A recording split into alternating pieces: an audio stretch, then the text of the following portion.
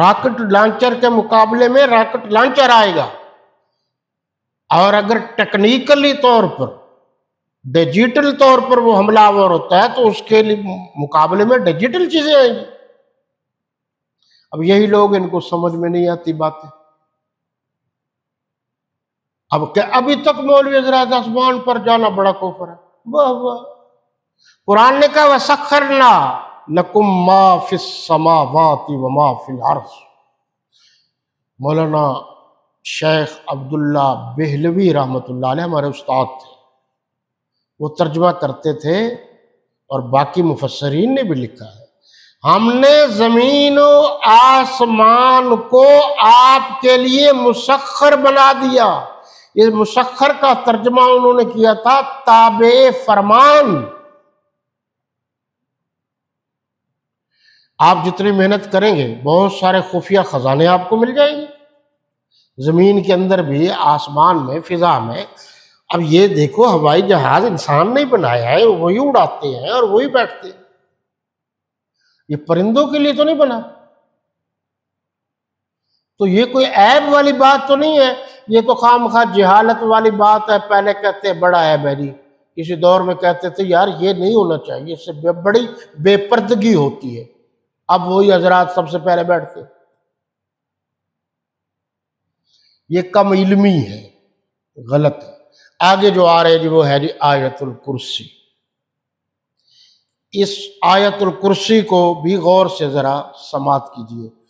ایک تو عربی میں بھی لفظ کرسی ہے، آیت بھی کہتے ہیں، اور آیت کے معنی نشانی کے بھی ہیں۔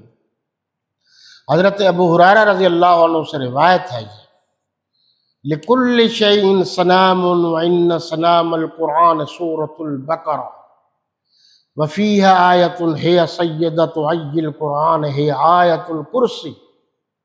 ہر شے کی ایک چوٹی ہوتی ہے، اور قرآن مجید کی چوٹی سورۃ البقرہ ہے، سب سے بڑی ہے نا۔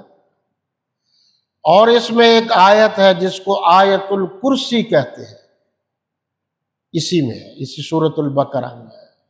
اب اس پر بھی آپ غور کریں گے کہ عام طور پر لوگ کہتے ہیں جی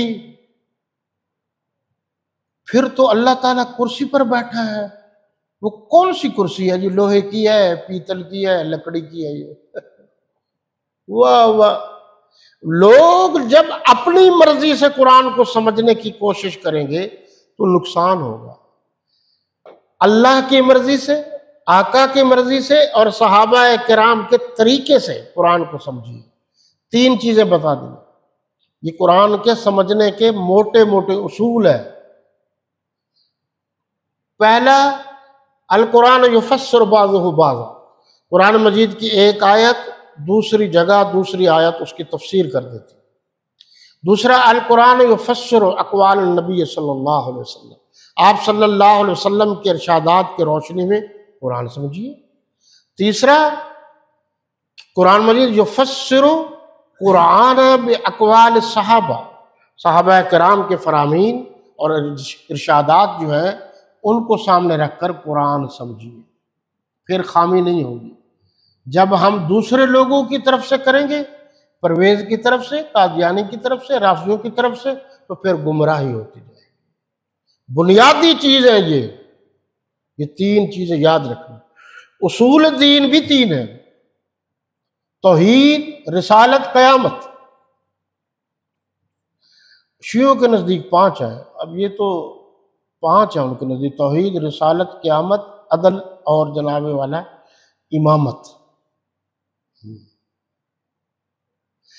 اچھا جی، حضور صلی اللہ علیہ وسلم نے فرمایا کہ جو شخص سوتے ہوئے یہ آیت الکرسی پڑھ لے، شیاطین اور جن ساری رات اس کے قریب نہیں آتے۔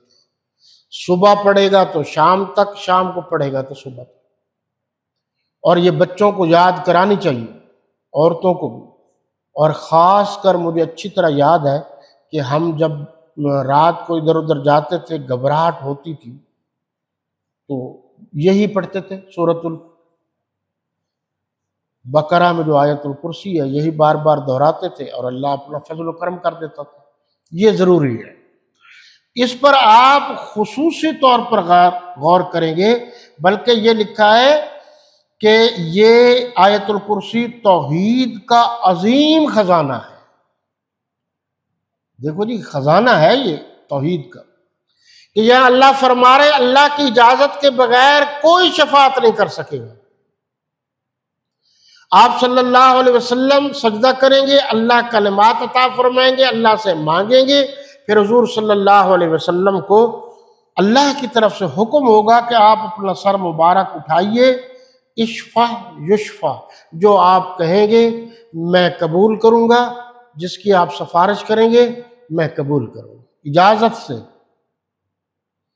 جو اس طرح شفاعت ہوتی ہے اس کو کہتے ہیں شفاعت قہری۔ یہ دیکھیں جی، آپ سفارش کریں گے تو سفارش کا معنی درخواست کا ہے، بڑے افسر کو آپ کہیں گے تو یہ درخواست کر رہے ہیں آپ مہربانی کریں، آرڈر نہیں دے رہے۔ آرڈر دیں گے تو پھر وہ افسر نہیں رہے گا، آپ بن جائیں گے۔ تو ذرا غور کیجیے، شفاعت قہری کا مطلب ہے آپ پھر خدا بن گئے، معاف کر دو اس کو۔ درخواست کی جاتی ہے، اللہ تو معاف کرنے والا ہے، مہربانی کر آپ معاف کر دیں، درخواست کہہ لیں۔ شفاعت کا معنی یہاں درخواست کا ہے، آرڈر کا نہیں ہے۔ اللہ کے نبی میرے اللہ سے درخواست کریں گے، آرڈر نہیں دیں گے۔ اور پھر یہ بھی حدیث میں آتا ہے کہ اللہ معاف کر دیں گے، جاؤ جاؤ جاؤ جنت میں جاؤ، یہ بھی جاؤ یہ بھی جاؤ یہ بھی جاؤ۔ آخر میں حضور صلی اللہ علیہ وسلم عرض کریں گے کہ اے اللہ، یہ میرا کلمہ پڑھنے والا ہے، اعمال تو نہیں ہے لیکن میرا امتی تو ہے، آپ مہربانی کیجیے۔ اللہ فرمائیں گے آپ بھی جنت میں جائیں۔ یعنی آپ صلی اللہ علیہ وسلم کی درخواست پر، شفاعت پر، یا ہمارے آج کے لفظوں میں سفارش پر، جائز کام کے لیے سفارش کی اجازت نہیں ہے۔ اللہ تبارک و تعالی صلی اللہ علیہ وسلم کے کہنے پر ان کو جنت میں بھیج دیں گے، کوئی بھی جہنم میں نہیں رہے گا۔ یہ آیا ہے کہ جو جہنم میں جائیں گے اور انہوں نے غلط کام کیے ہوں گے تو ان کو سزا وزا ملے گی، اور یعنی دھل دھلا کے پھر جنت میں چلے گئے۔ تو اس کو آپ یاد کیجئے، اس سے بڑا فائدہ ہوگا۔ اللہ آپ کا، میرا اور تمام مسلمانوں کا حامی و ناصر ہو۔ حیات باقی، ملاقات باقی۔ اسلام، پاکستان ہمیشہ ہمیشہ زندہ باد۔ وما علینا الا البلاغ۔